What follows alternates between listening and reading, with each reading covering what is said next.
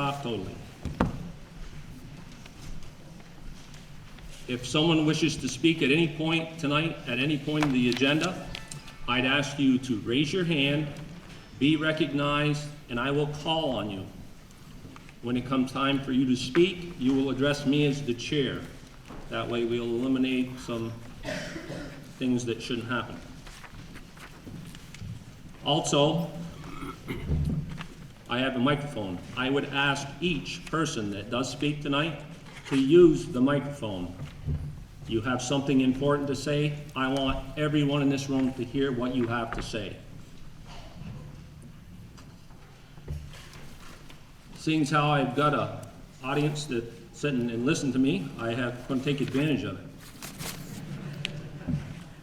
There's a few announcements I'd like to make.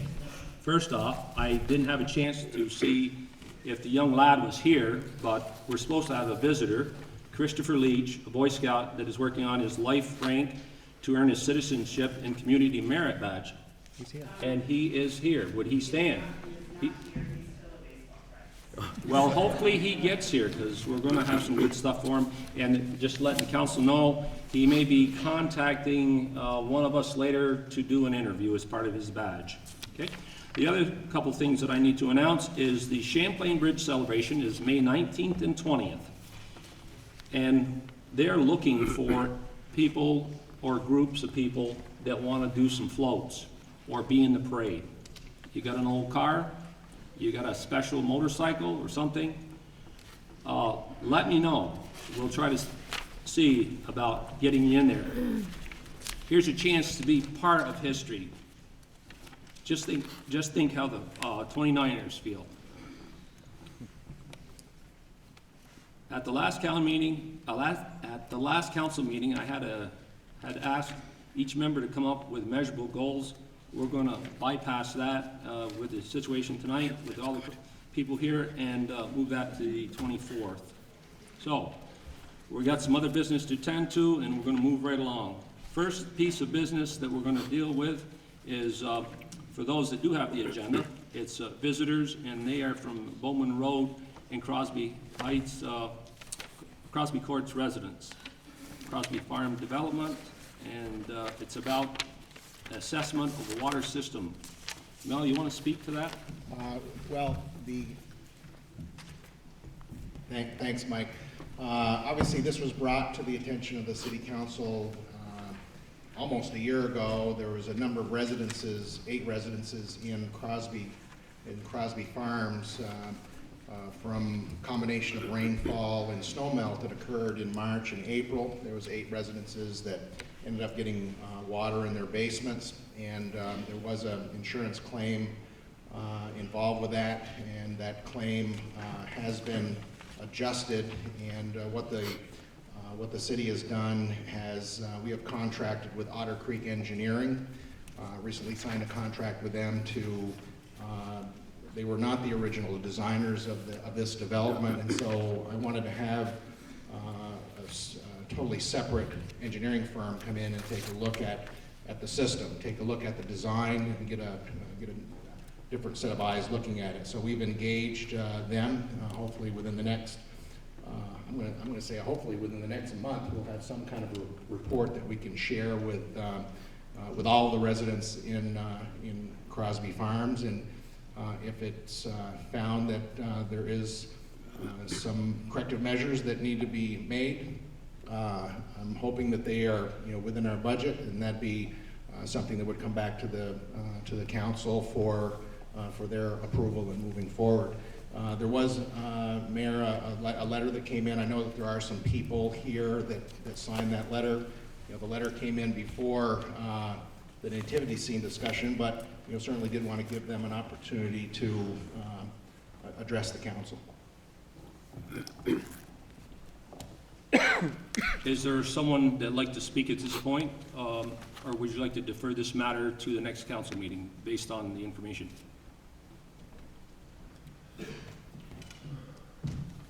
Please identify yourself. My name is Jeff Tart from 18 Bowman Road.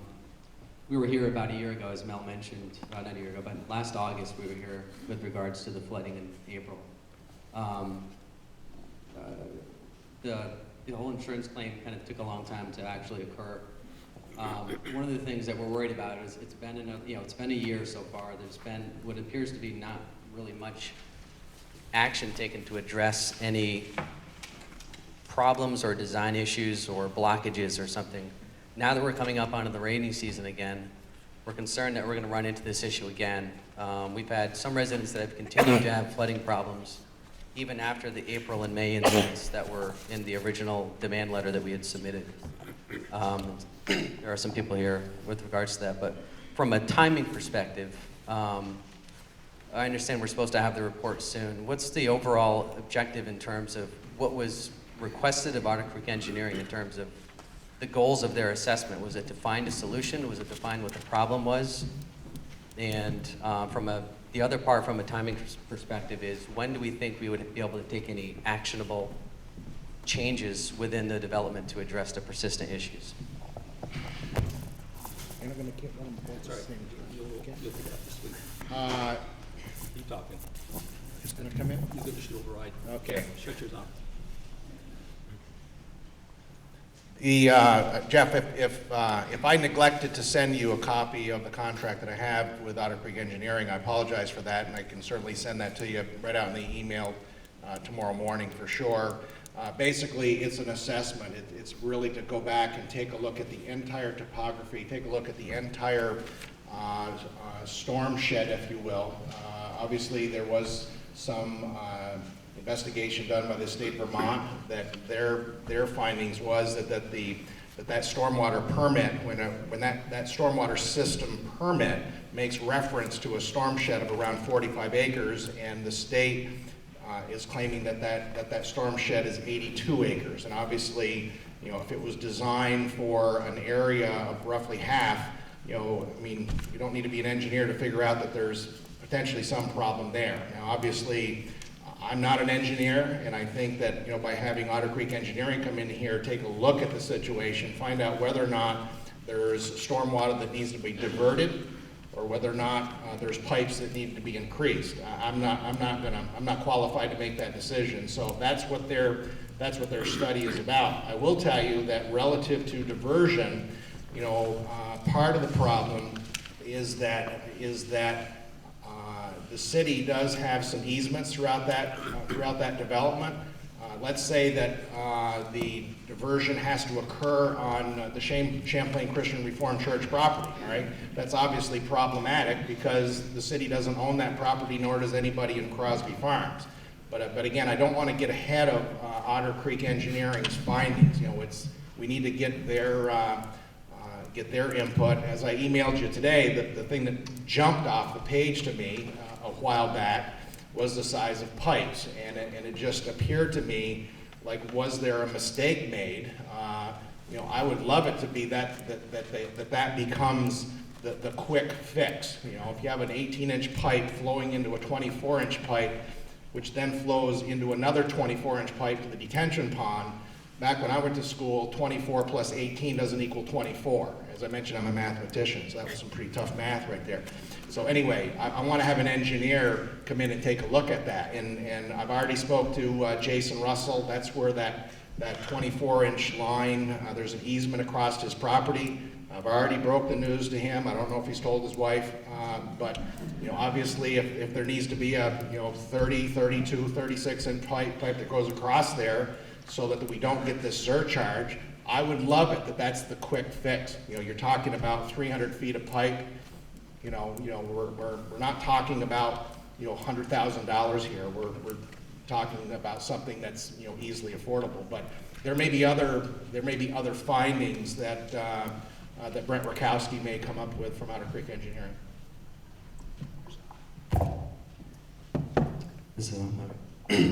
One of the things that we realize in terms of the assessments that have been done so far, including the insurance company who denied us twice for damages of over $30,000, is that no one had actually talked to the residents to find out what persistent flooding problems we had. So I'm glad to hear that Otter Creek is going to engage with residents now, and it's been a year almost since the first incident. I do have some pictures of what the backup looked like This was when it was not too bad. This is before it got dark. So if I could present these.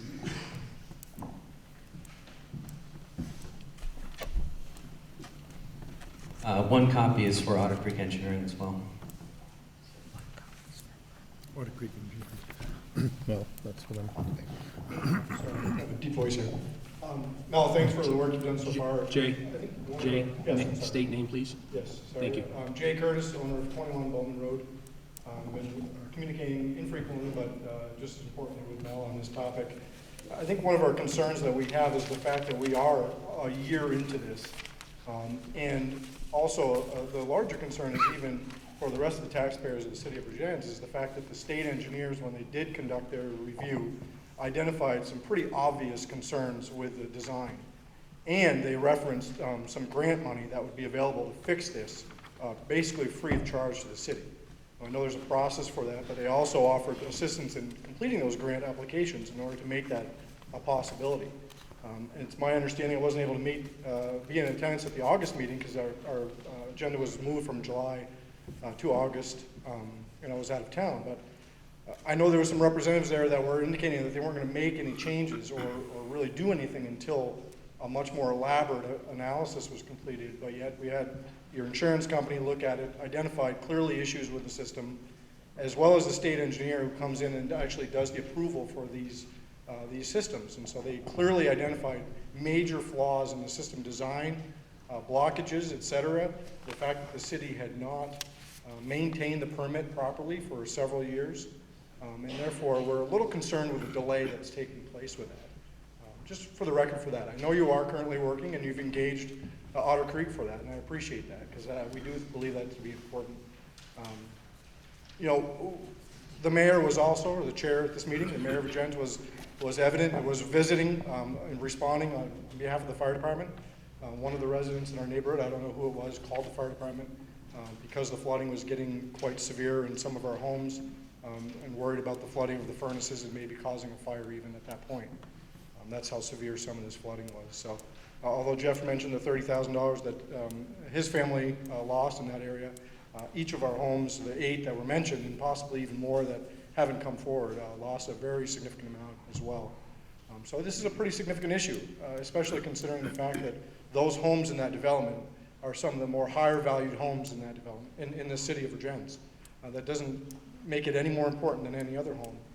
But the fact is, you know, we believe that it's a significant enough issue. It's been a known issue for many, many years. Even when I bought my home in 1999, the day after I bought my home and walking around the community, people were referencing this issue. You and I have spoke about this, and you've known this stormwater system to be an issue for many, many years. And so we do want this to be to look by this city council as a very serious issue that all of us are not going to allow to continue on. We believe it's something that's even out of our control because the city of Vergennes has taken over this permit process. So we're definitely looking to continue to work with you to make sure this gets resolved. There's a competing microphone here, Jay. One of the things, let me just tell you that if I ever have an opportunity to have somebody else pay for a project, that's what I do, all right? So Jay brought up the fact that the state made reference to a grant possibility to do work with the Crosby Farms, and it was my understanding when I read through Jim P's memorandum, it really was not about a grant project to divert water. What it was a grant project to conceivably increase the size of the detention pond such that the outflow of that detention pond down Green Street would be at a considerably less volume than it is today. All right. Now, obviously, at the time, I knew about that. That's what his motivation was, to try to minimize erosion on Green Street. I opted not to pursue that. I really didn't feel that it had anything to do with the problems that people were having up there. But more importantly, this detention pond is in essence an easement over somebody's property. All right. So, and the property was up for sale at the time. And there was no way that I was going to start intervening in somebody's property that's for sale to try to convince them to have a much larger, a much deeper detention pond on their property, because it didn't, to me, it didn't have anything to do with the hydraulics of the system going into the detention pond. It was only about the hydraulics of the system going out of the detention pond. That was my reading of that memo from Mr. Pease. I didn't think that it did anything, it didn't do anything for the troubles that have occurred within the development. Thanks, I appreciate that. When we spoke with Mr. Pease, he indicated that the entire system could be upgraded. As it was clearly identified in his report, that the piping was clearly too small for the volume of water, understanding the fact that the diversion of water around the Christian school was creating a significant amount of flow right through our system. But I'm not going to argue the merits of that, because that's really for the engineers to work on, and I agree with that. So it's was a little frustrating for us to understand, seeing that any upgrades would now probably cost taxpayers any money, when we thought in speaking with him that there might be an opportunity there for more grant money. That would be I'm not going to argue with you, Jay. Obviously, one of the things that is very unfortunate here, I can tell you that back when Crosby Farms was developed, and to this day, the city doesn't have so-called stormwater regulations, and the city, like most all communities, rely on the state stormwater permitting process. So, one of the things that's a little, that, I don't want to say that it's puzzling, but I want to make sure everybody in the room, understands this, that the state issued the stormwater permit for Crosby Farms, not the city of Vergennes. So relative to Mr. Pease pointing out that there was all kinds of errors, he needs to remember whose desk that crossed, all right? We do require engineering firms. There was an engineering firm that designed Crosby Farms, and an engineering firm supplied a stormwater application permit to the state of Vermont, and it was issued, all right? And if they're off, if the state of Vermont did not recognize that the storm shed was off by 50%, shame on them, all right? And now who's paying for that? You folks right here. And obviously, who may be participating in the next step? Everybody in this room that pays taxes in Vergennes. But we're serious about fixing the problem, or I wouldn't have signed into a contract with Otter Creek Engineering to try to find out. We need to have professional advice as to what needs to be done. I think Jeff said it today. If there's going to be a fix made, let's make it once, and not fix this and find out that we have this need, that something else needs to be fixed. Let's get the solutions known and figure out what the cost is and just make the fix. And I really think that Otter Creek Engineering, based on their contract with us, is that they're going to turn around this information very quickly. Is it conceivable? I would hope that if they were to tell me tomorrow, replace that section of 24-inch pipe, I know that I can find a contractor tomorrow. That's not the issue. The inside of the development is probably going to be more complicated than this other, but I just need to get that information for them, and we can move swiftly. Thank you for that update.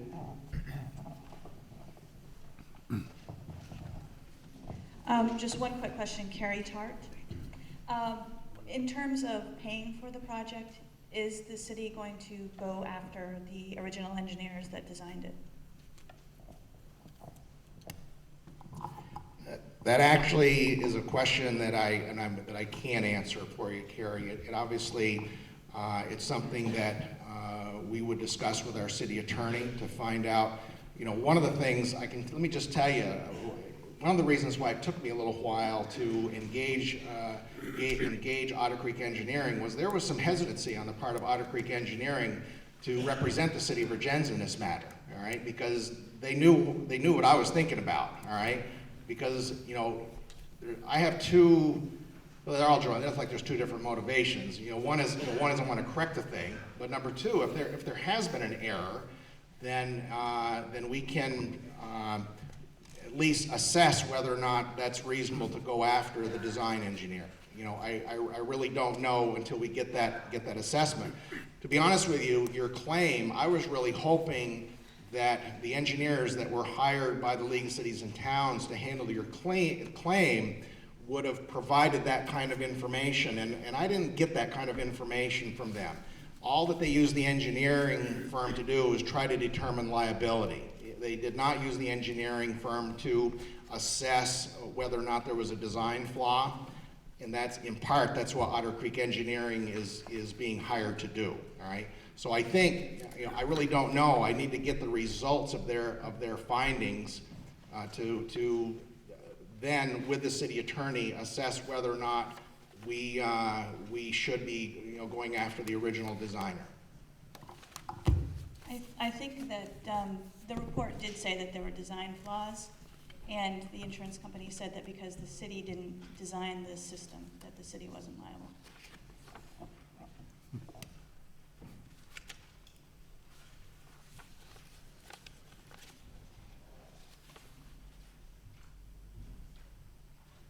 Hi, I'm Susan Ferlin, 31 Bowman Road.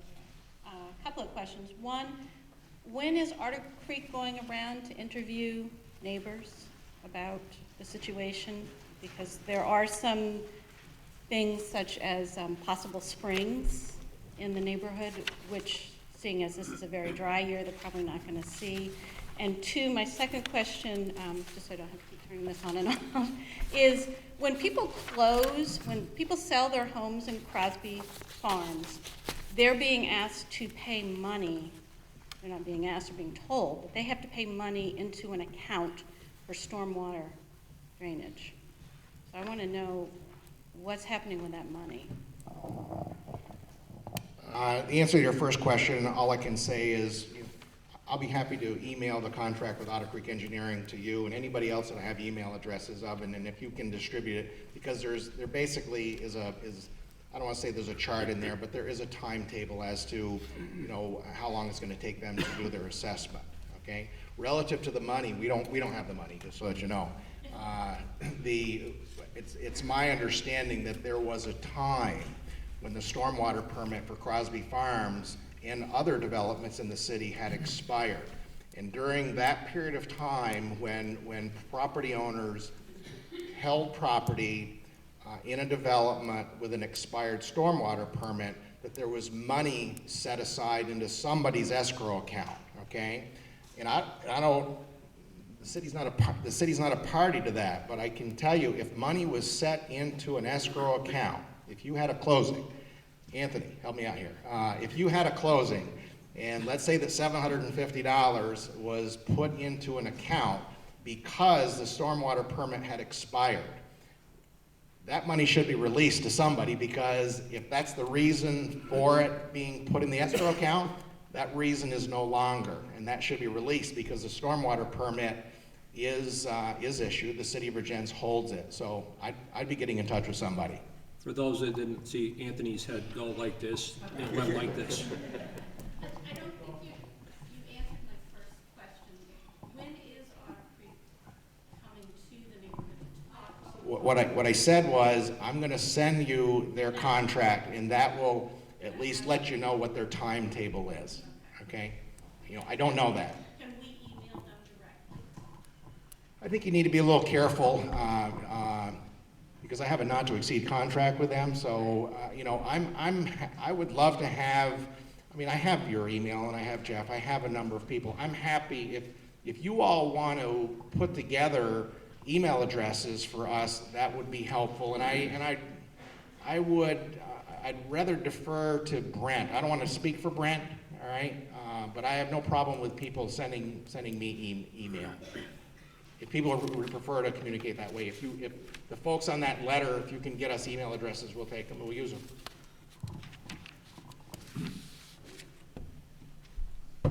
Any other discussion? Jeff? Okay. Then I guess we will close this item and wait till we hear from the group to do the study and see where that takes us. Hopefully speedily down where it needs to be repaired. Next item on the agenda is, normally we would hear committee reports. We're going to take and skip committee reports. I would ask if anybody wanted to make any public comment and it is pertaining to, I'll get there. If it's pertaining to the nativity scene, I'd ask you to wait until we get to that item on the agenda. I would ask for a motion for the March 20th council meeting, City of Vergennes. Make said motion. Randy made the motion. Do I have a second? Second. Ziggy seconded it. Any omission, corrections, or errors? Hearing none. All those in favor? Aye. Opposed? So carried. Budget review, Mel? I'll defer, Mike. Defer. Any quick questions for Mel as far as budgets? None? Old business, police station ranking. Mel? Since the last meeting, obviously with Rennie Perry and Bill Benton coming on board via email, both Bill and Rennie supplied their initial ranking and then their follow-up ranking, and so there's a spreadsheet in your packet that reflects their numbers. And I'm assuming that you want to defer action on that, Mike, as far as eliminating any properties from there. You know, one of the things I would like to remark is I'm not a Facebook person, but a lot of the planet is, and I know about a survey on Facebook as it relates to the New Haven Road property. There's probably some people in the room that responded to the survey, and I just wanted to just give a couple of minutes of history about the New Haven Road site. Keep in mind that the City of Vergennes acquired the 8.13 acres in April of 2010 when the Vergennes Graded School District dissolved. And so that property came to us, and shortly after the city received that property, the Boys and Girls Club came knocking on our door in hopes of acquiring either all or a portion of that property for possible construction of a boys and girls facility. And what I recommended to the city council, and they agreed, was really before you can talk intelligently about developing a piece of land, you need to know what you own. And so we engaged Tim Cowan, or the company that Tim worked for, to do a topographical survey of the property and in a very preliminary wetlands assessment so that the city council would know what portion, if any, of this property could be developed, and that was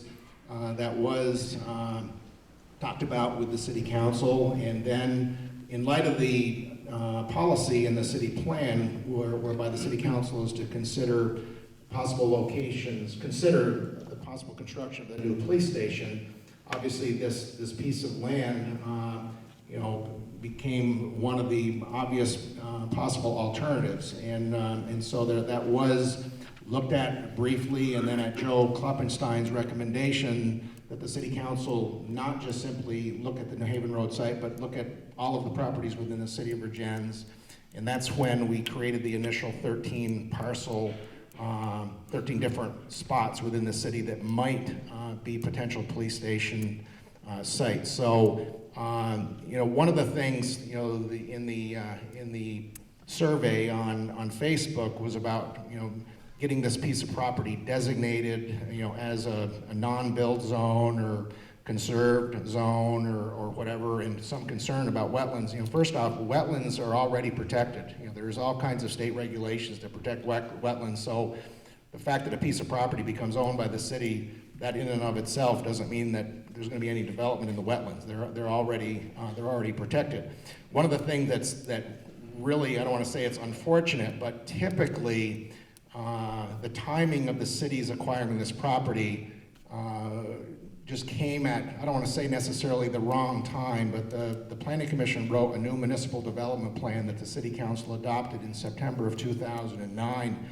Had the city owned that piece of property before September of 2009, there probably would have been a lot of discussion amongst the Planning Commission and other people that attended their meeting. And because the city didn't acquire that till after 2010, there wasn't any community discussion about that, and that's really kind of unfortunate. And regardless of whether or not the property gets used for Boys and Girls Club or for the police station, it's a piece of property that deserves a lot more public input relative to its use. There was something else in the questionnaire about Manager Hawley wanting to put a sewer line in a wetland, and I can tell you that, you know, probably 60% of the sewer lines in Vergennes are in wetlands. That's, you know, sewer lines are typically at the low points, and the low points are generally the wetlands. It happens all the time, and when you put a sewer line in a wetland, you just have to make the necessary remedial action so that the wetland is not permanently destroyed. So obviously, you know, it just happens all the time. So again, whether or not the New Haven Road site, if the New Haven Road site were to go off the list as being a preferred site for the police station, that's not the end of the discussion on that property, and certainly deserves you know, some review by both the Planning Commission and the City Council, which of course would include comments from the public.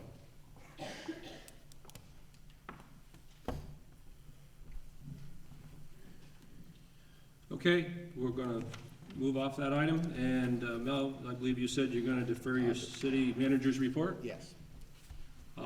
New business, item 8, for those that don't have a agenda, item 8A is Rick Lawyer is applying for a taxi cab license in the city.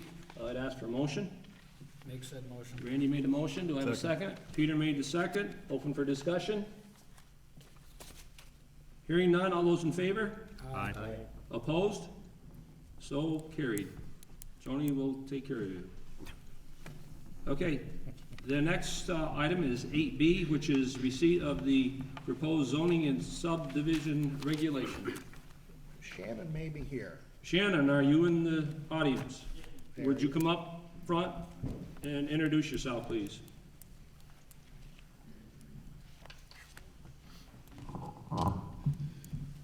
Thank you. Thank you, Mr. Mayor. Shannon Haggett, Chair of the Planning Commission. Just this evening before this meeting, we finished the final draft of the proposed zoning regulations and subdivision regulations. We now have submitted that to you for your review. Thank you.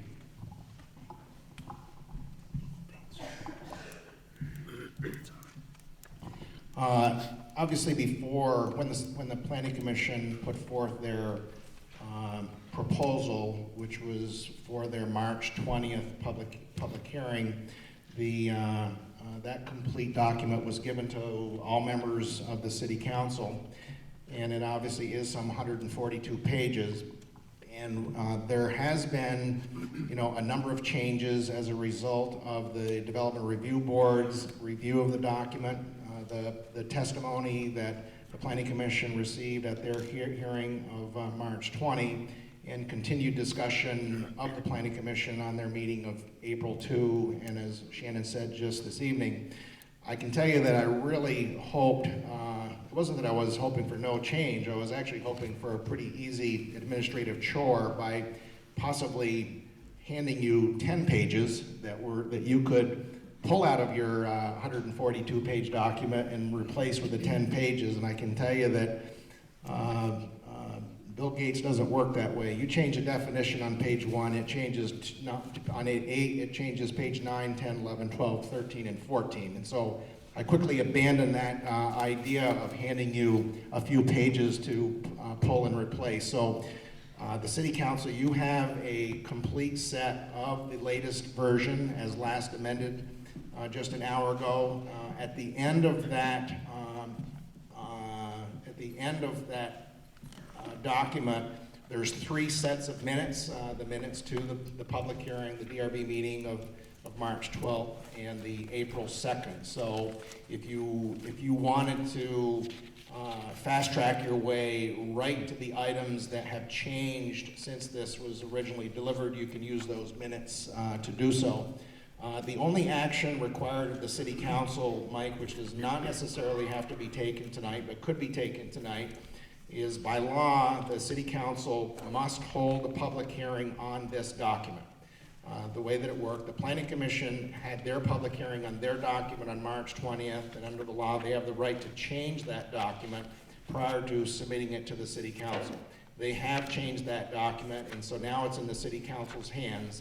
The only step that the City Council needs to take with this document is to set a date of a public hearing to have a hearing on this document. So it's not in your hands for amending at this point. It's only in your hands to hold a public hearing, and the city council can hold multiple public hearings. So the hearing, the way the law reads now, the hearing, so it's officially received by you, your hearing can occur no less than 15 days, nor more than 120 days from today. I think that my draft calendar for you is, would be that you would have that hearing on May 1, and if that's your desire, that's fine with me. It just means, which is no big deal, I just need to immediately take care of the posting to get this in the newspaper at least 15 days in advance of your hearing, which is, Andy's in a room.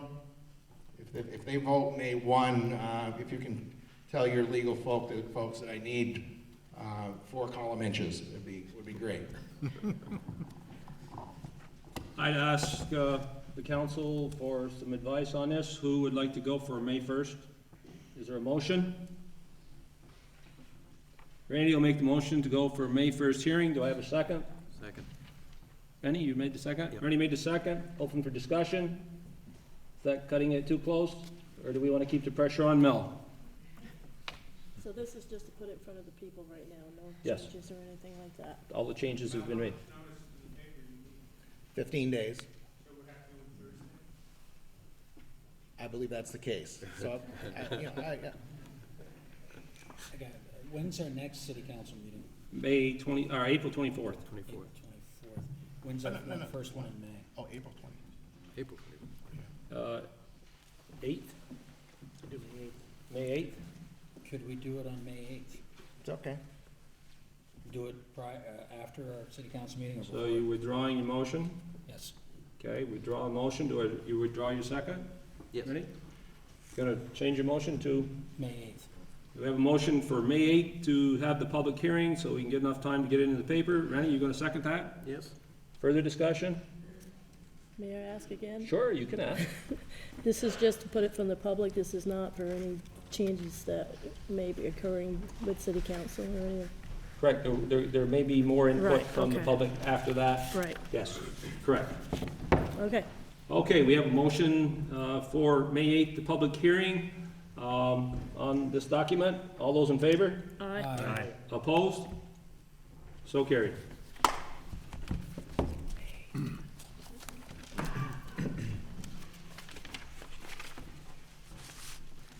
As we move into this next item, I know it's a very sensitive one.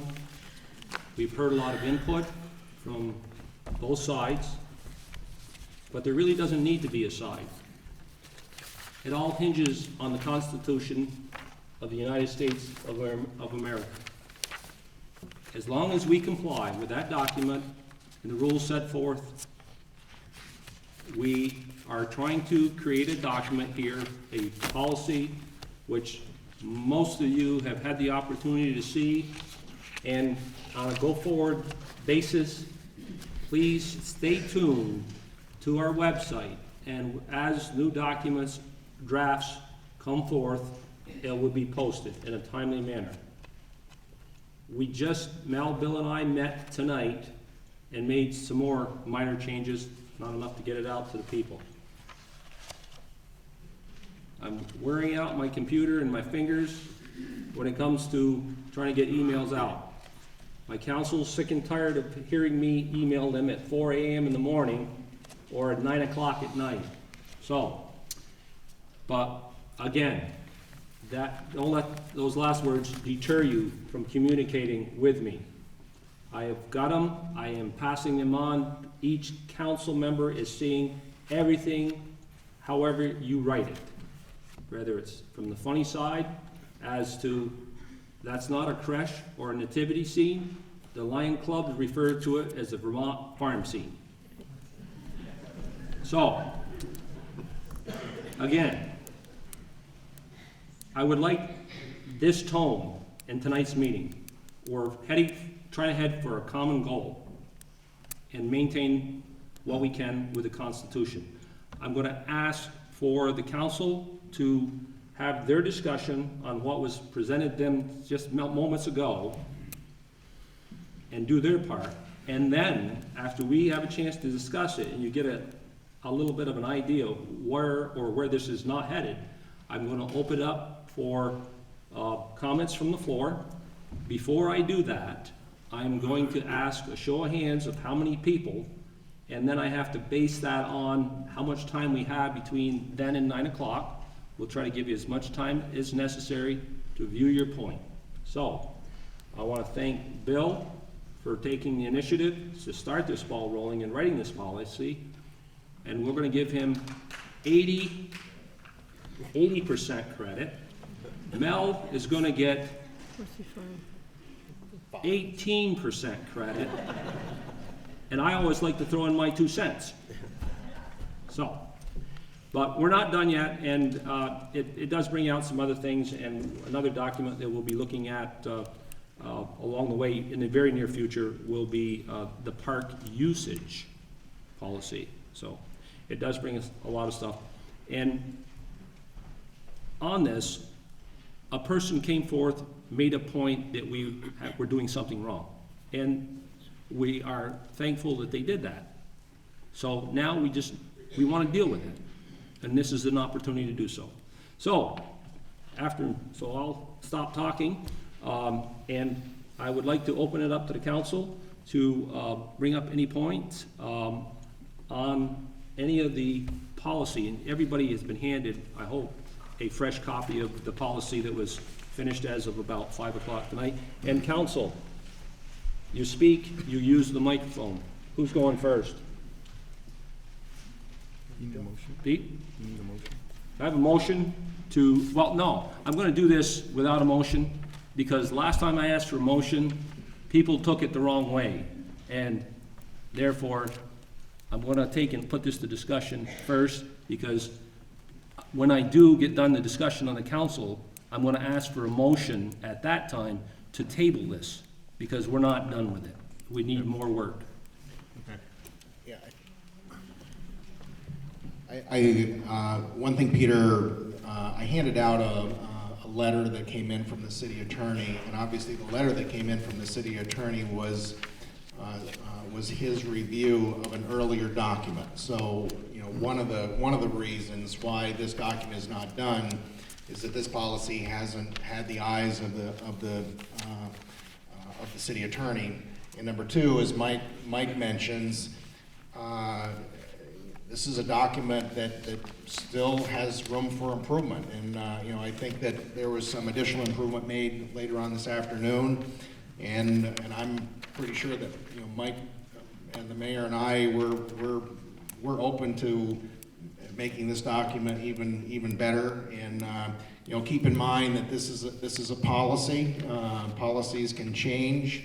You know, at the very next city council meeting, and this is one that may have to change and get reviewed. You know, many times. You know, throughout time here. This is new. We've never. This came up at the last meeting. They wondered if we ever regulated the nativity scene, and the answer is no. We never have. And as Mike points out, you know, we never really felt that we needed to, and then really we did need to, because there is a need to. There's a phrase that's called the general observer, and the person that brought this to our attention was indeed a general observer. And if the general observer thought that the nativity scene was owned by the city of Vergennes, erected by city employees, that's a problem. All right, so I'm going to say I'm sorry. I never even thought about it. I knew that Roger Hayes put it up. I knew that the Lions Club were involved. I knew where it was stored. Many people did, but I'm not the general observer. You know, it's folks that travel through our town that we need to make sure that we have proper notification up there. So we, as Mike says, we need to correct the situation. First off, you mentioned the review by legal attorney. I certainly hope that when this is in a more formed manner, when it's a more formed policy, that we can get an actual full legal review, not just look at what the Secretary of State thought. Because from my perspective, that's like half a review. So I'm hoping that when we get to that point, that this will get a full total review. I do want to thank Bill for taking the effort to work at developing a policy that will hopefully take some of the passion out of this, passion out of this discussion and focus it on the city green and the use of the city green. I've got a couple of suggestions, and I don't know how you want to handle these. Just make the suggestions and go from there. Yeah, go ahead, Peter. Okay. Go down through the page, and so that the people in the audience that do have it can follow along where your recommendations. So refer to a number, if it is a number, or a certain paragraph, so that we can follow. Sure. Starting with number 1, I would delete the last sentence in number 1, feeling that the never knowing from year to year what might be requested, that any display should come forward on an annual basis. So I would delete the last sentence in number 1. If you'd like some input about that, Peter, that just means that a document could stay in City Hall, but the key point is that a application has to be, the first sentence is what we're really sticking on, is applications must be filed with the city clerk annually. So, in an interest of saving trees and our ecology, we just thought it didn't hurt to have it in there. Okay. But we'll note that. That's a good explanation. I didn't put those two pieces together. The biggest change is in number 3. And I'm thinking that we need to have the specific language that should be on that sign. So each person who puts up a display, or each organization that puts up a display, doesn't get to use their own language. And that protects us, it protects everybody. So I would, and that the size of the sign be standard uniform. So I would make, in the first sentence of number 3, after sign,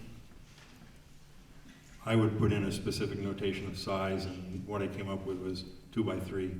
Actually, I had 3 by 3 initially, but Bill thought 2 by 3 would be more pleasing in terms of its structure. Can we have a comment at this point? I don't care. Yeah. Randy, can you just share my mic? Is that 2 foot by 3 foot? Correct. That seems a bit large to me. Is it really is it necessary to have a sign that large? Didn't seem all that large with the language that needs to be as part of it. But that may, I think realistically we may want to, if the next section of what I'm suggesting is a specific language that would go on that sign, and maybe what we want to do is just... As far as the sign goes, we're going to take and make that note, Peter, and then we'll take the discussion offline, massage it, come to some consensus, and then pump it. Once we have another draft, we'll pump it out to the community. Okay, the last piece on number 3 would be that the language, the actual language of the sign would be designated in the policy. And I was proposing something along the lines of, this display is sponsored or owned by, and then you'd have the name of the applicant.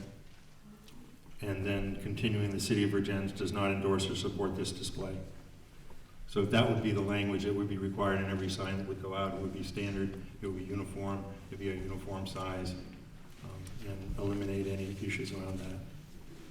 We were in hopes that by displaying the city purchasing signs that already says that in a paragraph prior to number 1, that the city does not endorse nor oppose any authorized displays would meet that need. That's what at least the 3 of us, that was our intention But again, we're open, and I would like to hear back from all council members on their approach on that. And if we don't want to get into that discussion at this time, that's fine. But if you want to discuss it, it's open.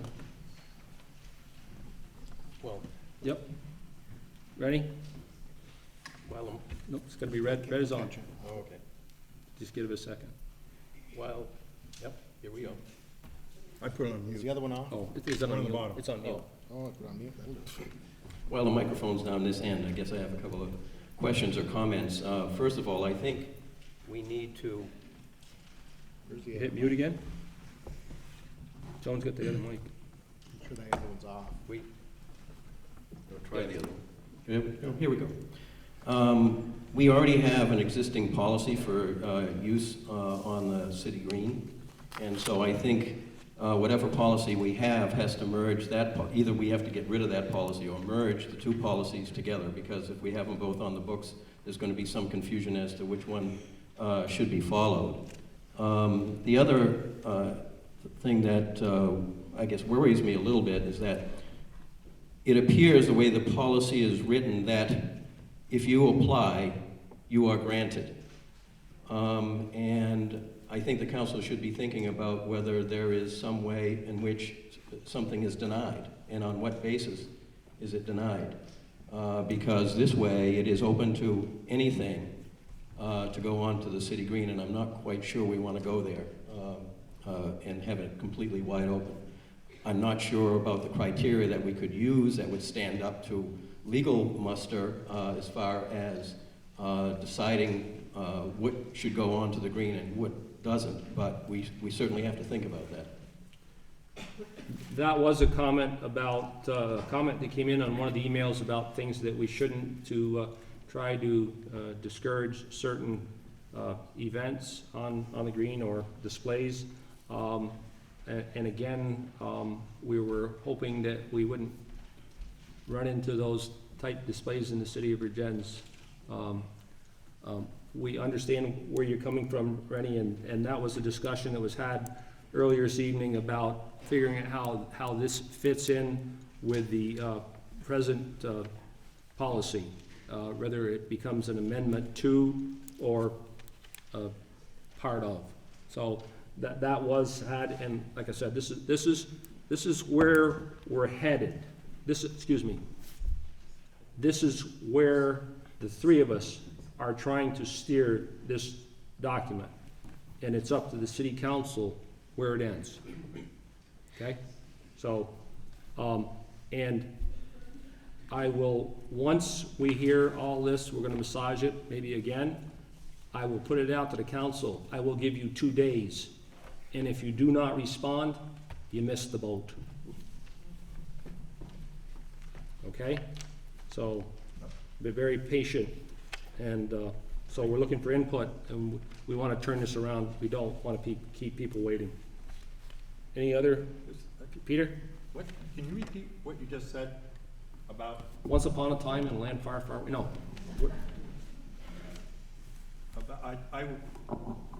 I'm confused as to what I mean, this is gonna come back to the council for more open discussion. Yes. Yeah, and it will keep coming back to the council for open discussion until the council as a whole approves it. Or a majority thereof. Yeah, okay. I understand. Yes. Again, we're trying to work and pull everybody together. Yeah, if we get too many in the center here, we're taking comments from the public, we're trying to meet their need, we're trying to maintain the Constitution. What we have here, people, is a document that meets the Constitution as we know it. Everything that we've researched, looked at, this meets the Constitution. Some of the other things that people want to add help with some clarity and maybe a step above and beyond what might be required. We don't mind doing that a little bit, but we're not going to break our back trying to keep everybody happy, but we will try to come to a consensus.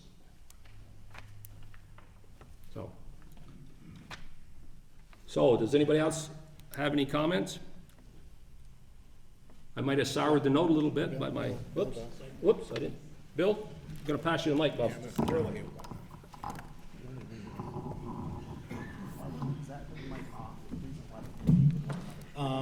I'd just like to thank everybody for making comments. I mean, there were, I don't know how many we had in all, but there were a lot. And they were on both sides of the argument. There were some great ideas, great comments, and I appreciate the input. As Mike said, it's a policy, it can change.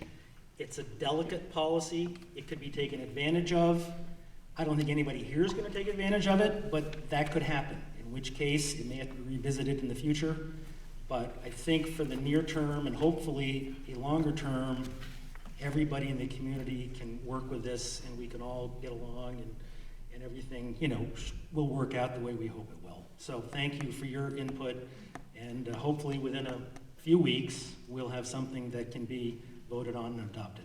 Thanks. And if I didn't do it in the beginning of this meeting, I want to thank each and every one of you for taking interest in your community. Any other comments from any other council members?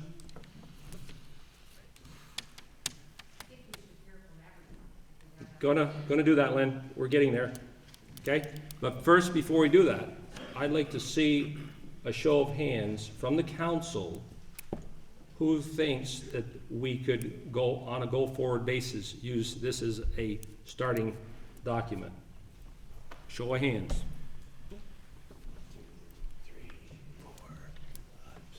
Okay. Just trying to set the mode for the comment, okay? So that you know, looks like everybody on the board is headed in that direction. We realize we gotta work that. Now, Lynn, seeing as how you spoke up, I'll let you go first.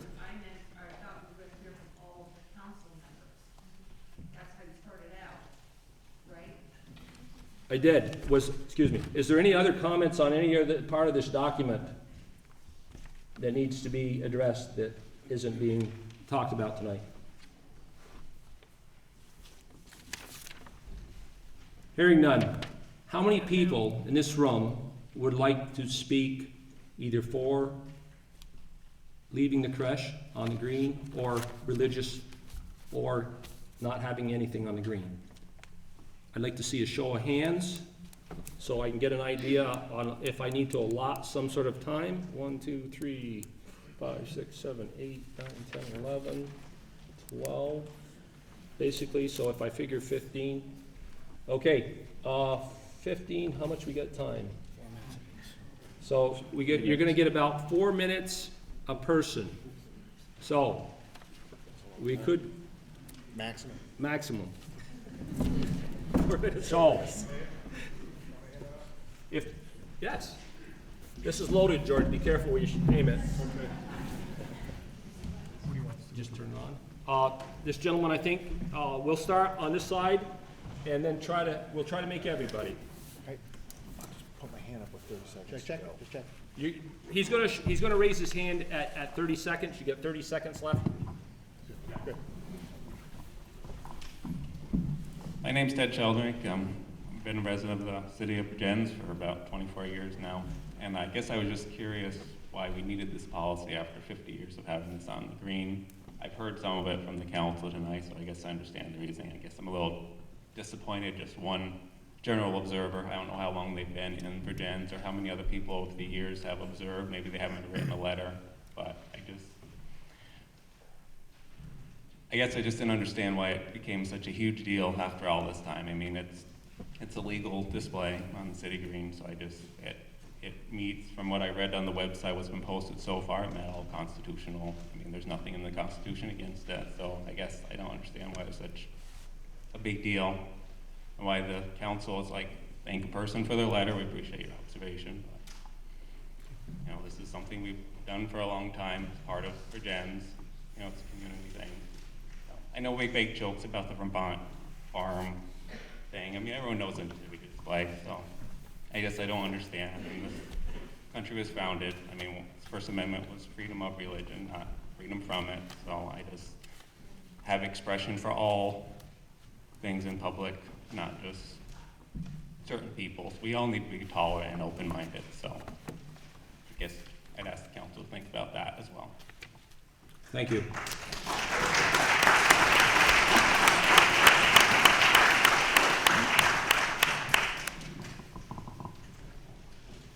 Mark Bovin in Addison, where we're discussing the First Amendment. A lot of people might like to be refreshed. It says, Congress shall make no law respecting the establishment of religion, or prohibiting the free exercise thereof, or abridging the freedom of speech, or of the press, or of the right of people to peaceably assemble and to petition the government for redress of grievances. All those rights that we talk of, the press and so on, actually flow from the right to have a religious freedom. Now, on the discussions you've talked about this, having a creche, some people think it's against the law. Actually, the court ruled on that in a case called Supreme Court, Allegheny versus Greater Pittsburgh UCLA, and they ruled against it because it was in a courthouse. However, in Lynch versus Donnelly in 1984, they ruled that a public creche in a park was legal. You're adopting a policy as the type of displays that you have in the park. Those displays have to be neutral. They cannot discriminate based on content. You have certain things that you have to do. It must be based on a narrow government purpose. It must meet the government purpose as finely as possible with the least restriction on free speech, expression, and can be no broader than is necessary to achieve the government purposes. You cannot discriminate based on content. And what I see here is we have had you have had here on the park a public forum. You have monuments, that's free speech. You have a bandstand, that's free speech. Artistic speech is covered by the First Amendment. You also have right out there after March 1st, a United Way sign out there. United Way funds Planned Parenthood, which performs abortions, which is another thing, but is antithetical to my religious belief. When you start distinguishing between religious belief, political belief, and philosophical beliefs, that is a slippery slope. That cannot stand. So you cannot discriminate because that's a creche, but on the same token, you have to apply that standard that you are writing to all other displays, all other expressions of free speech that you have, including your farmer's market and your other displays that you have for Memorial Day and everything else. Thank you. Thank you.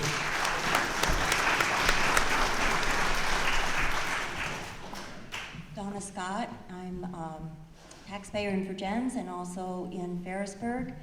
And I am concerned because there was no mention that this is constitutional to have a creche. And it certainly is, and it's been supported by many cases already. So, you know, you weren't doing anything wrong by allowing the creche to be there.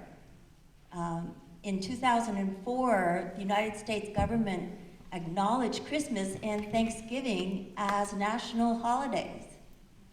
We wouldn't have Christmas if it weren't for Christ. So I don't see that there's any conflict whatsoever. If it's necessary to put up a sign, then that's perfectly fine. I don't think anybody would have any problem with that. But I am concerned about some of your conditions, namely the size. It seems to me that the creche that we have, I don't know the actual dimensions, but I do think that they might be a little larger than what you have on there. And so, in effect, you would be banning the creche from being there, even though you're not saying that you're banning it for religious purposes. So I think that's something you need to look at as well. It is a right of free speech, and I don't see any reason for banning it or banning any other religious displays or any other displays, except if it's in perhaps, you know, bad taste. If it were something that would be offensive to the general public, yes, you have to have some conditions like that. But I don't think that there's any problem with having the creche on the green. Thank you. Sorry,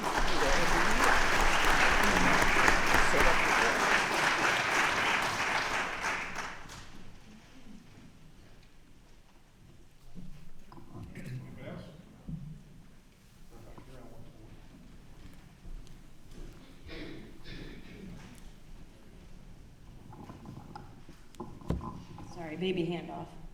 My name's Alex McGuire. I'm on the Planning Commission and the Development Review Board, so I've been involved in a lot of city policy, and I've sent Mike a few emails back and forth with some draft suggestions. I'm just going to comment on the draft as it exists, because I think that's the way we're headed with keeping the creche. So I'm not sure if everyone is clear on that, but it sounds like that's the way the council is headed. So my comments are on numbers 5 and 6, and I mentioned these earlier to both Mel and Mike.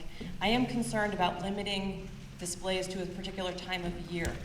For religious purposes, it's my understanding that in the Jewish faith, the major 3 holy days fall in April and September. This would preclude any displays during those holidays, and it is my understanding that in the Muslim faith, the 6 major holidays follow a lunar calendar and the dates change every single year. Those are just 2 religions. That doesn't include, other non-religious groups who might want to celebrate things in other times of the year. So I am concerned about that. Also, the 60 days, that seems very long on the other end of it. So I know that Mel had some concerns about damage to city property and who would pay for that. I suggested perhaps there be a fee, a deposit that's returned to any group as long as the park is left in the condition that it's found. So that's just a few comments. Thank you.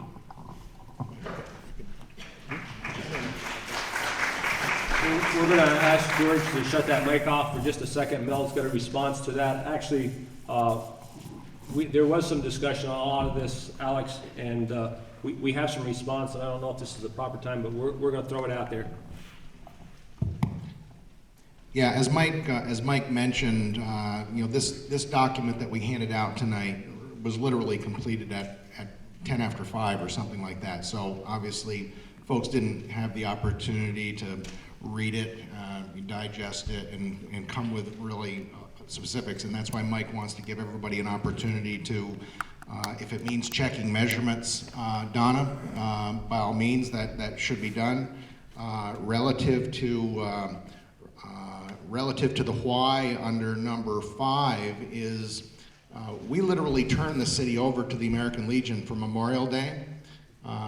When the Strawberry Festival is held, we literally turn the park over to the folks that run the Strawberry Festival, whether or not it's French Heritage Day. We have a number of events throughout the summer where we literally turn the park over to an organization, and we just did not feel that during that period of time, we just felt that during that period of time, we needed to have just a little bit of a different process so that organizations that had events could, as Rennie mentioned, that we have this use policy that we may need to incorporate into here. So what it was, as you notice in there, Alex, there's a second part to that. So it's not, we are not saying that you can't have a display outside of that period of time. It's just that Joan can't grant that. Joan would only be able to grant displays from that period of October 15th to March 15th.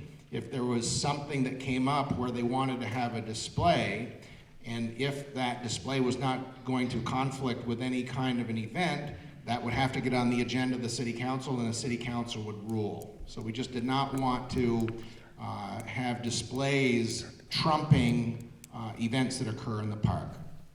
30-second rule. Got it. My last one. Okay. I believe Hannah was the next person who wanted to speak. Hannah, if you turn your microphone back on and stand up, announce yourself, please. Hi, I'm Hannah Weissman.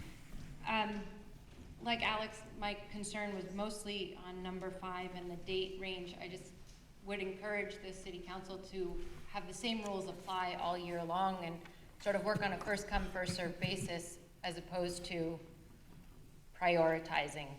I think that setting different rules for different times of year sets us up for the possibility, not the inevitability, but the possibility of discriminating against a group because they didn't get here 50 years ago. But I also want to thank you all for finding a balance between the Establishment Clause or satisfying the Establishment Clause and protecting free speech. It's a big issue, and I thank you.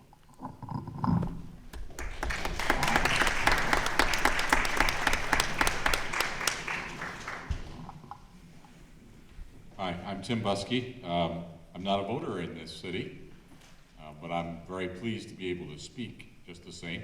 I was involuntarily labeled on the way in, as many of us I see were, so you already know what side of the issue that I'm on.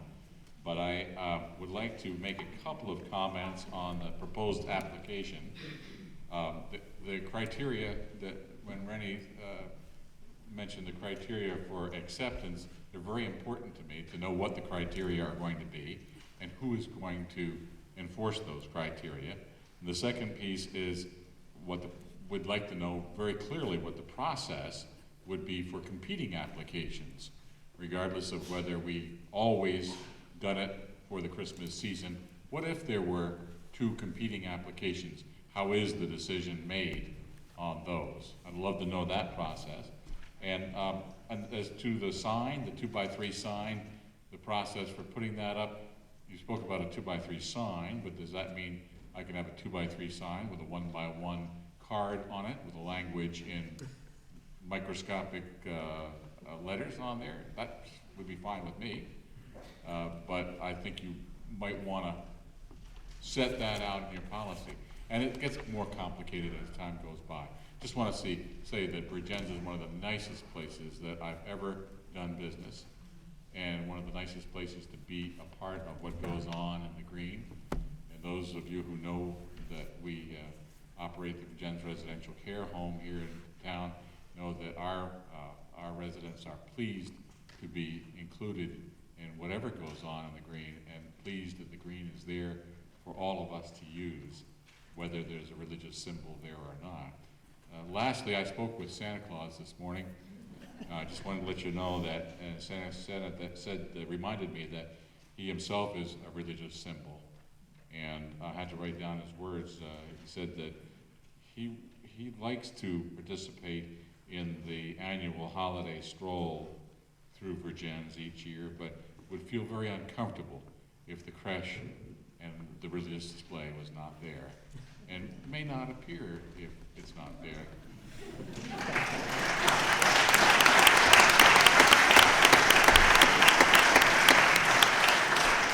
You had me going for a minute. I thought I was going to get cold this next Christmas.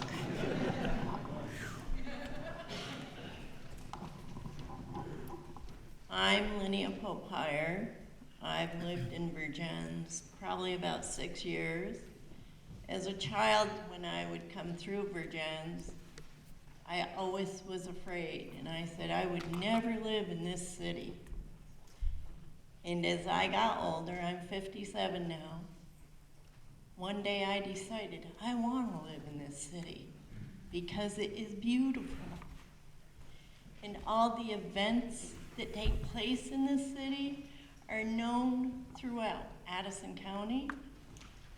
And whether it's religion or Christmas or Easter or Veterans Day or Memorial Day, what next? What are we gonna pick on next? And that's all I have to say. Thank you.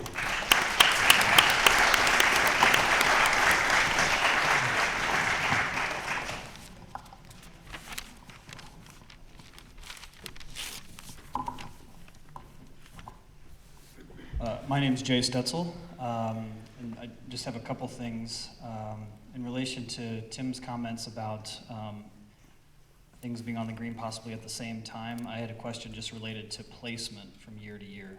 So if I would assume that more than one thing can be on the green at one time, that we wouldn't be limited, and they'd have to wait until that. 10 through 20. My oldest one just got a job here in Vergennes and working, and we like this community. We stay in here for a lot of reasons. You might move out of a community and out of a city, but we've chosen to stay here. One reason is the nativity scene. Each Christmas we look forward to it. We go there, we take pictures. It's part of our life, and I'm in agreement with the others here that say that we're glad to see that you want to try and keep it on here, and there should be no reason why you couldn't and why you couldn't make that happen. So I thank you for your efforts.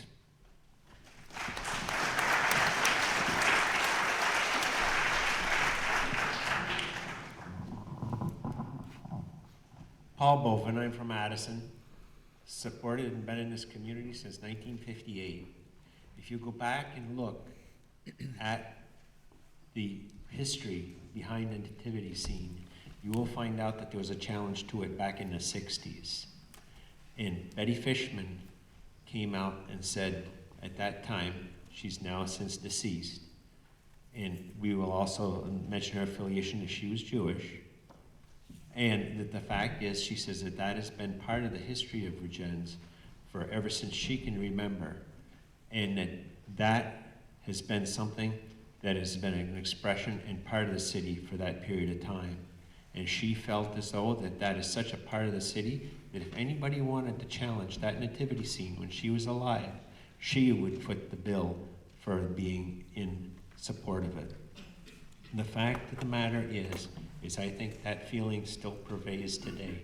Maybe Betty Fishman is not here with us today, but that diversity and that sense of pride within the community. This may be the littlest city in the country, but let's act like better than any big one around, and let's allow for diversity and tolerance amongst all of us. That's what makes our little city great. Even though I'm not a resident of the city, I still support it very much so. Thank you.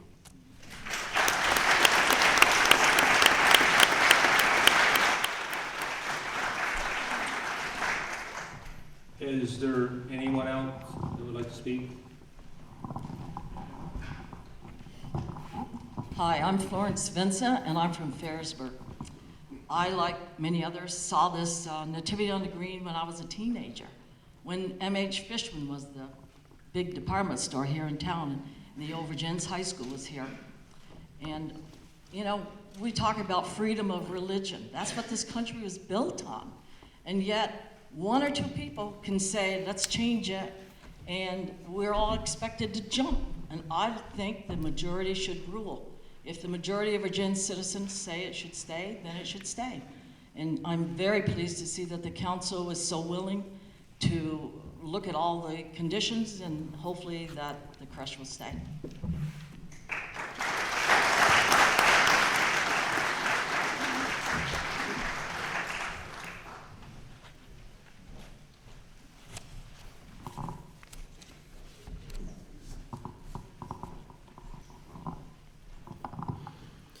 Hi, I'm Mike Palouse, resident of Vergennes. I want to thank the City Council for your thoughtfulness on this. The issue here is not the appropriateness of the creche itself, it's the city and perceived city endorsement of the creche. The city has recognized this and very clearly is taking steps to handle that. That's the only issue here. The issue of freedom of speech is very dear to my heart, and I think that anything should be allowed on the city green. It's a public space, but the perception of this, one thing that hasn't been mentioned today, and I believe the city is intending to take on, and I would recommend to the council to divest of the Anaguania Nativity Scene Fund. This was part of the creation of the misperception that this was a city thing, and this appeared in the annual report, and this has been clearly recognized as something that can be handled very easily, very quickly, I think. So the combination of the existence of that fund and the lack of signage is really the only issue in my mind. And I support the expression that would come from anyone on the green, but I do think we should be very careful in terms of setting any limitations on that the city would decide what could or couldn't be on, because that is exactly the root of the problem. No one wants the city to say that the creche shouldn't be there, and nobody should want the city to say that anything can or can't. Who's to decide what's appropriate or not? That's what the Constitution is all about. So again, I love Vergennes, I love living here, and I really want to thank everyone. I think we're all here for the same common purpose, and let's remember that. This is about the fact that the government shouldn't endorse the religion, but also shouldn't limit anyone's expression of that. And the city is doing everything it can to accomplish that, so thank you.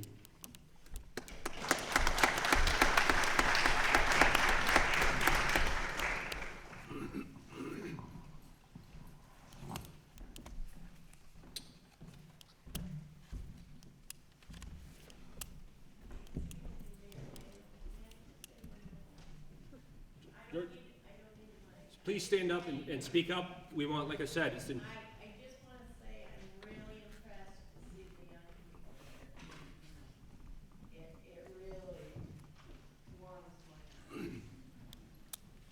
Thank you.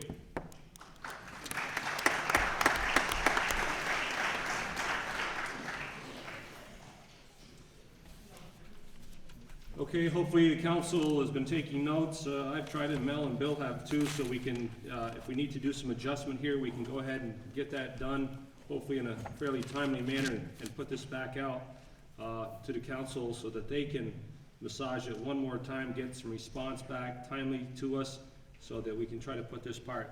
And one of the things that we are doing is we're going to be reviewing the park usage side. And yes, Rennie, I picked your point there. It's a very good one, and we'll see how we're going to blend the two, if they're if they need to be two separate documents, or if they can fold into one.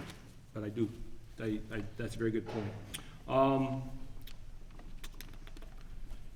Any other final comments? Gentleman over there. The 2x3 sign, I assume, will be placed at every exhibit or any exhibit. There's going to be that's correct. Let me just clarify that. No, this is what's going to happen. The city is going to buy 4 signs.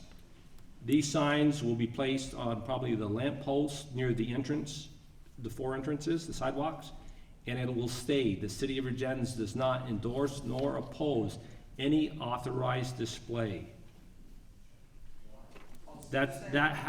We have to do that. That relieves us. We are not, help me, Mel. It deals with the perception. It deals with the perception that we endorse what's in the park, and we have to stay neutral. Tonight, I have my own opinion. I'd like to get up and shout it out, but it's my job to keep this crowd in a common goal, and the common goal is to set something that is most pleasing to all. By allowing it through the permitting process or the application process, aren't you kind of endorsing it anyhow? No, we're not. No, we were very. We aren't. You're not picking and choosing, I'm saying it's going through the channels of the select board, or the council, to go into the park. It's being allowed in the park. Well, why do you have to say you endorse it and don't endorse it? Mike, may I?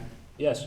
I'm reminded of language that's used on radio programs, political programs or opinion programs, where the radio announces that the management does not necessarily condone or approve or disapprove of the following program. I see this signage having similar language and a similar message.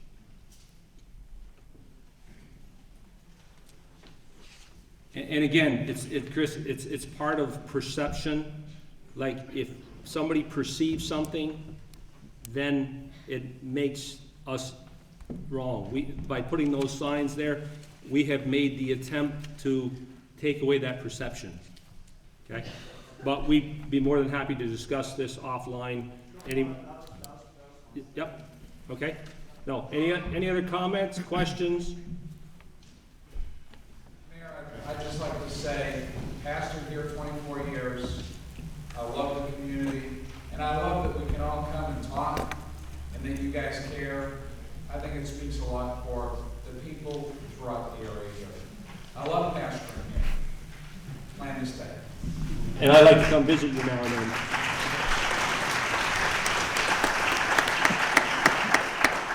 Okay. Anybody else? Comments? Eileen? Mark, I would just like to say that this is, as everyone knows, the United States of America, where pretty much the majority rules. I have never, and I don't know if anyone here has looked at that direction. Can everybody hear her? No, I can't even hear her. That's why I want to use the microphone. Like I said, anything that anybody says is important. I just want to say I am a resident of Vergennes. This is the United States of America, where the majority usually rules. I have never, and I have never heard of anyone who has seen the nativity scene in the park and said, Oh, wow, I bet you the city council endorses that. Never. The general observer, I just believe, sees that this is a beautiful little town to live in. We have our little traditions, and it would be a nice place to raise a family.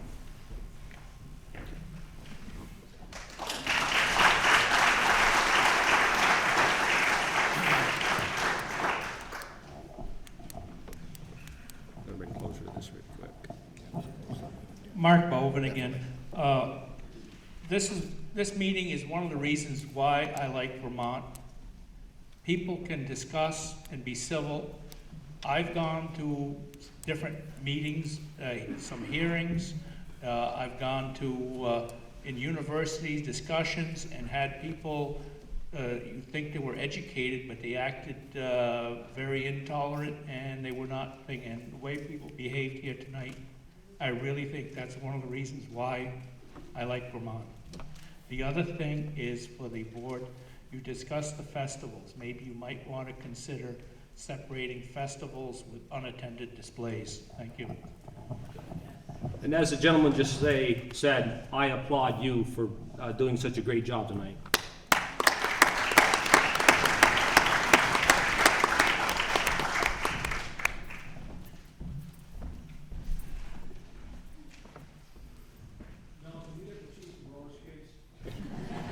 It's part of his weight loss program. There you go. Pat Jackman Kellogg. I've heard a couple of people speak to the majority rule, but the majority does not rule in many things in this country. And that, in part of the Constitution, makes it very specific, that there are certain things that we decide if only it's one person. That's why we now have in our services the right for people who are gays to serve. It wouldn't have passed as a majority, I bet, in this country, but it was an important thing to be changed. And that's why very small religious groups have to be respected. And that's why blacks have the opportunity in our country finally to be equal and treated equally.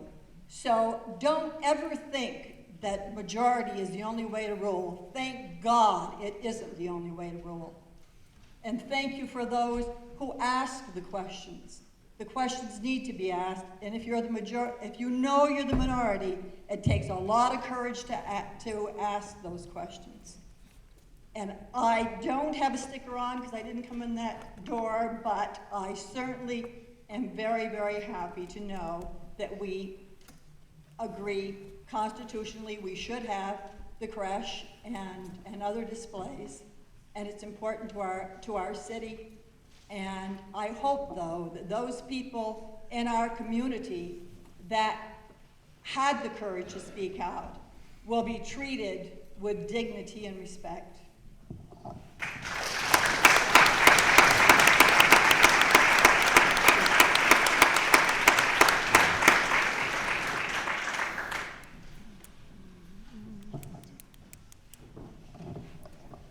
Paul Bovin again.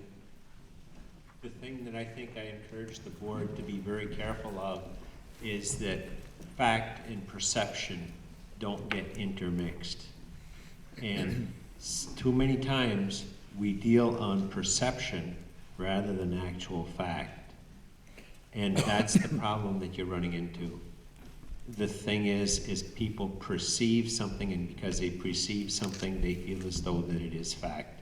And that is not always the case.